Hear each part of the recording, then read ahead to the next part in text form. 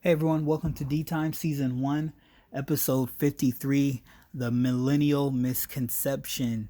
And kind of a catchy title, but I wanted to talk about, being a millennial. I know that depending on who's listening, that maybe that's a derogatory term or a term that, of, or a term of endearment or source of pride. So I thought it'd be cool to talk about that. There's a lot of thoughts and views about millennials and their view on the world and things like that. But I think maybe if we talk about it, maybe there's some things that we have wrong, and kind of get a perspective of a current millennial, outside of myself. But I get to sit down with a good friend, Alondra, and chat with her about just who she is as a person, maybe some goals, things that she has in mind, things that she wants to do, and maybe her thoughts on the whole millennial misconception, things that people get wrong about millennials and who they are. And so I'm excited to hear what she has to say. I'm excited for you guys to hear as well. So please stick around for part two. And as always, we're nearing towards the end of the first season. And so if you hung on this long, please share what stood out to you. Share what topics you maybe would like to see in the future. You can follow this podcast at D Time Podcast on Twitter and Instagram. We're on YouTube as well. You can send us an email at dtimepodcast@gmail.com. Let's get into talking about millennials. And if you're a millennial, maybe you're listening, what are some things that kind of irk you about that term? What are some things that you feel people get wrong about millennials? What are your thoughts on the topic? Please send us some comments and let us know how you feel and what you think. And we'll see you in part two of the millennial misconception. Peace. Hey, welcome to D Time episode 53. I'm here with my good friend Alondra. Alondra, how's it going? Pretty good. How are you? I'm doing very, very well. At the time of this recording, we're right around Thanksgiving, so it's my favorite time of the year. So I'm fired up. But thank you for joining me. So today we're gonna have a cool little chat just about millennials and the signs of the times regarding that. But before we kind of jump in to that topic, I was hoping if you can take a couple minutes just to introduce yourself to those that may be listening. Yeah. So my name is Alondra. I'm from Yakima, Washington, which is like 2.5 hours from Seattle. I'm currently 20, about to be 21 in April of next year. Um, and I'm currently a junior at the University of Washington, studying for nursing. Awesome, awesome, yeah. So today, as I was thinking about the concept of what we want to talk about, I thought about millennials and not even just millennials in particular, but just I would say from the millennial, quote unquote, millennial generation and beyond, the youthful generation. There's kind of like this misconception or just a view about just young people in general that older people have. And we often hear of it more in a negative connotation than positive. So I wanted to kind of unpack all that real quick. So when you hear the word millennial, um, what comes to mind? Mm, I think for me personally, when I hear the word millennial, I think of like youth mainly. Um, but I also think of like, especially for me, since I am very active on social media and I get to see different all the different sides to that. I also think of like a group of individuals who have like this sense of community and who, despite the differences they may have, they do fight to understand each other and to stand up for what they believe in, even if that means that along the way they may have a larger group of people disagree or not particularly be very fond of what they stand for. But like you were saying, I also think that now though, like when I think of millennials, there is also a negative side to it. And I feel like a lot of it comes from the previous generations. So when I think of millennials, I also think of like the things that are said about them. Like, at least personally, I've heard a lot of, oh, they have it too easy, they're the lazy generation, they're a bunch of disrespectful kids. And I think social media plays such a huge role in our lives now that sometimes because of it, it can be so easy to misunderstand people and misunderstand situations, which might be what happens with millennials. But I also think it's really unfortunate because you think that like we would be receiving support from these people who knew what it was like back then to have to fight, to have a voice, to have to fight to be represented in so many different areas and much more than what we see today, um, which is surprising. But I think in a lot of situations that's not the case. And for me, I think that's what makes me want to focus on the positive side even more. Because, like, despite the negativity that can surround millennials, they continue to push forward and to really just strive for peace. And I think it's cool to be a part of that, of just seeing the youth grow up and just come together to really create the sense of unity and just like I said before, just this community to have where we can relate to one another. Yeah, that's awesome. Yeah, as you're talking, I was thinking a lot about, you talked about, the older generation and you know, there's can seem like there's a projection onto younger people. And I thought about, what do we as millennials or as a younger generation want to be remembered for? So I want to pose that to you. What do you want to be remembered for as an individual? And then maybe if you could, if I could be so bold for you to speak for your generation, what do you want personally to be remembered for? And then your generation, what would you like them to be remembered for? Yeah. Um, this is a really hard question personally. But I think the timing is awesome because just the other day, um, a brother was just sharing how like no matter what, we're all gonna be remembered for something. Um, and he was just sharing how like we can either be remembered for something great or awesome that we've done, or we could be remembered for like the bad decisions that we made, or the people we've hurt. And it just got me thinking like, what do I want to be remembered for? And honestly, I think there's a lot of things that I would like to be remembered for, obviously all positive, but I think for me, the number one thing that I would like to, just when people like think of me and just remember the things I've done, I would love to be remembered by my perseverance. And I just think because of like my my childhood, I didn't necessarily have a super rough childhood, but I did have some bumps here and there with my family, especially with us being so many. Um, and I think since a very young age, I was just very determined to go after my goals and what I consider my dreams at the time. And being a woman of color, you do get to experience different bumps along the way. And so I think if I could be remembered for never allowing my situations to determine what I get to do, that would be really amazing. But another thing that I would love to just be remembered by is my gentleness. Um, I think a lot of times we can oversee um, traits like gentleness, kindness, but I think they play such a huge part in just making up who someone is as a person. And I honestly have always been someone who's always been won over by kindness, by just the gentleness of others. And I would like to make an impact on people based on my gentleness. Um, yeah, and just always just having a smile on my face, I think, would be another awesome thing to be able to be remembered by. Despite challenges, despite, all the lows and even, the highs, it can be so easy to smile when you feel like you're on top of the world, but then when you hit a wall, it's so much harder. But I would love to be able to, you know, if I can hold on to one thing during those times, it's joy. It's that smile on my face.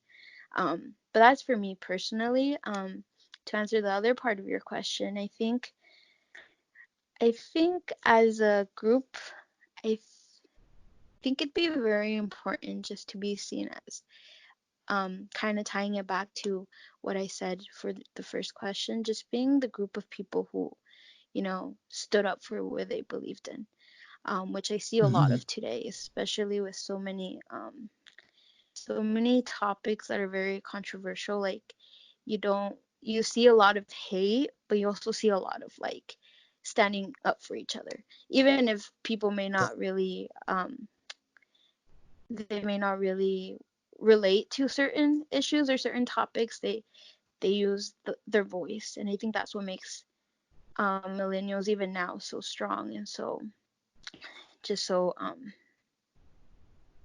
just a group that wants to fight. And I think that would be awesome. And I feel like anyone would agree. I hope anyone Yeah, would agree that that's what we'd like as a whole to be remembered for, just the group of people who stood up for their beliefs, and weren't afraid to have their voices heard. yeah, that's great. That's a great point. Now, I think, just, adding to what you're saying about, the generation and the positives that you draw on, and the sticking up from each other. It seems to me that there's a lot of role models for millennials, folks, standing up. I think of, that young girl, I forget where she's from, but, Greta Thornburg, about climate change. A lot of people are looking up to her as a role model. So for you, who is your role model currently in your life? Yeah, this may sound really cliche, but I think for me, it's definitely my mom. Mm-hmm. And I think mostly because um, I was raised by a single mother, and there's seven of us in total, so she had a lot to fight for. And I think, like, since a very young age, I just got to experience my mom have to, like, really push herself to really just fight forward. And there were so many times where I just questioned, like, how does she do it? Like, how how does she have the strength to continue to provide for us, to make sure that we're okay. um and despite all of it, despite the hardships, I think one thing that stands out to me the most is she did everything with love. Mm. And I think love for me is such an important factor in anything, really, in my relationships and in my spiritual walk with God. Is just, I think it's the thing that binds things together. And to see so much of it coming from my mom, it just really inspired me to want to do the same. And I also love how she sacrificed for those she loved, which in our society today, because it's become so independent and so easy to be so like self-focused and selfish, it can be hard to do sometimes, like to really look out for others. And I think all of those three things are something that my mom has unknowingly taught me, with just like being able to see how she lives her life. So Yeah. definitely my mom would be my role model. Wow, that's awesome. So kind of switching gears a little bit, and talking about impacting the world. And I don't think you can set out to impact the world if you don't have, goals to do so. So for you, what are some goals that you're setting for 2020? Just a couple. Um, it's I always feel afraid to share goals because I feel like once they're out there, it's like people know, and now people can hold you Right. accountable, which is great, but it's also like scary because it's Hmm. like, okay, now I got to do this. But I like to separate like my goals into different areas. So I think for me, these last couple of months I've just been noticing a pattern in my mental health, and just like I've seemed to give into a lot of negativity, and Mm. I allow that to determine how I feel and how I act. So I think for this new year, I really want to focus on feeding my mind a lot of positivity. And I saw a post from a brother in from Portland, actually, where he was just sharing how, like, nobody goes to the gym and just looks at the weights and gets fit from that. They actually have to go and do the routine, the exercises. And I think in the same way, I can't personally, I can't just be like, okay, I have to have a positive mindset. Like, it has to be a consistent feeding of really just positivity. And that's something that I really want to work on, because I do see how having a negative mindset can totally affect, like, it literally drips into different areas of my life. And I, for physical, I actually do want to have a physical goal. I just want to be in the gym, be more consistent going to the gym, which I'm grateful that James started the whole Ironman um, workout group in the morning. But I've been doing well on going, but I think it's so easy to go off track the minute I miss a day. And I saw that happen last week. Like, I missed a day and then it wouldn't stop. And before you knew it, I missed the whole week. And I can tell myself that it's because of school, it's because of tests, but I think really it's just my discipline and being consistent in the things that I really want to do. So for 2020, I do want to be going all 5 days to the Ironman workouts. And also, part of being healthy is watching what you eat, and I think that's an area that I've struggled with a lot. And I think for me, what really like causes me to stumble a lot is like junk food, like chips and candy and Mm. stuff like that. So I don't have like a solid plan yet, but I do want to pray through it, think through it, and like, even if it has to be something radical, like no chips for a couple of months, I just want to make sure that I'm like taking care of myself physically by going to the gym, but also watching what I eat, which really is doing me a service, like in the long run, even though it may seem hard. Um, and there was one last goal I'd like to share, which is in my spiritual walk. I really, I really want to be a leader, and I think it's very scary, like saying this out loud, because I don't know what that's gonna look like, and I don't know what that's really gonna require. But I think um, it's become a huge desire of mine, and I always had this mindset where, like, oh, I'll do things when I'm ready, or when I'm ready, things will pop up for me. And like, the truth is, I may never be ready, but like, that's what it's all about, like stepping up to that, to play the part, to have that role. And I just want to like have an impact on people. Kind of like you said, you can't really impact people if you don't have goals. And so that is another reason why I want to be a leader, even if it's like just discipling someone, or, you know, even something bigger like being a Bible talk leader. Um, but yeah. Yeah, that's awesome. That's awesome goals. I hope you keep you accountable, sis. No problem. All right, so I always end on this question, and it doesn't have to do with this topic necessarily, but well, for you, what's been the best piece of advice that someone shared with you? And if you don't have a top, maybe a recent one that stuck out. um, I get a lot of advice, a lot of good advice, thankfully, but um, I can never really like pinpoint like, oh, this one. But this may sound kind of funny, but the other day I was watching a movie, and they said something on there, and it just really made me reflect, to the point where I'm like, oh my gosh, it wasn't meant to be this deep. But to me, it really like struck me. And um the woman in the movie, she said something like, failure only occurs when you decide to give up. And for me, I'm like, wow, that's so true. Like, it's so simple, but it's so true. And I just started thinking of all the different areas in my life and just decisions I've made. And a lot of the time, because like I shared previously, because of my negative mindset, I can like talk myself out of things. And the minute I mess up, or what I consider to mess up, I can just really convince myself that I have no chance, or this is it. Like, if you couldn't even do this, then surely you can't do that. And because my emotions also come after that, it's very easy to be like, yeah, you're right. Like, I can't do this. Like, I already messed up. There's no point. And I think, you can't really you can't really fail at something unless you stop trying. And I think for me,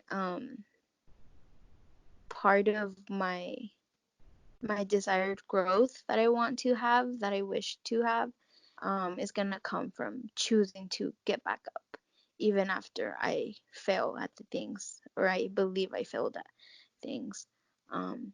So Hmm. I think, yeah, definitely, even though it wasn't really specifically to me, that was an awesome piece of advice that, well, an awesome quote that I took, that it just Yeah, really inspired me to want to like no, it's continue great. to fight. Yeah. Awesome. Yeah, no, it's always great when you get those little nuggets when it's not Yeah. meant to. Um, awesome, Landra. Thank you so much for taking the time and to chat and give your insight. Very, very helpful. I know a lot of people are gonna get a lot of wisdom and insight from this. For those that are listening, if you have any thoughts on millennials or thoughts on your generation, if even whatever generation it is, you can send us a comment. You can follow this podcast on the Kind Podcast on Twitter and Instagram, and on Facebook as well. Landra, thank you so much for taking the time to chat with me. Yeah, thank you for this awesome opportunity.